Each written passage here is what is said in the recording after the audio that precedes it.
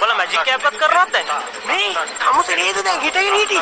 මොනවා සර් වෙලා තියෙන්නේ? එවෙලේ කියනවා බයික් එකේ ඉඳගෙන නේද හිටියේ කියලා. දැන් කියනවා හිටගෙන නේද හිටියේ කියලා.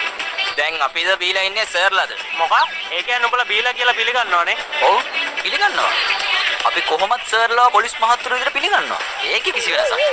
මගේ ඔළුවත් විකාර වෙලා තියෙන්නේ. මේක අහගන්නවා. අපේ කට ගහනවට නෙවෙයි තමුසලාට බීලා බයිසිකල් පදින්න එපා කියන්නේ.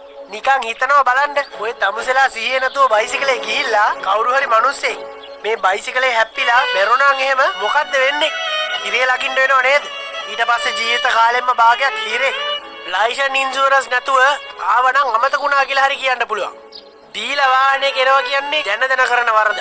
ඒක නිසා කවදාවත් දැන නම් වැරදි කරන්න එපා. අඩ්ඩා. එතකොට මේකේ ලයිසන් ඉන්ෂුරන්ස් එහෙම නැහනේ. නැද්ද? ඕව ඉතින් බයික් එක හොරගම් කරද්දී අයිතිකාරයාගෙන් ඔවහා ඉන්න බෑනේ. මොකක්? සෝ බයික් එකක්ද? උඹලට අත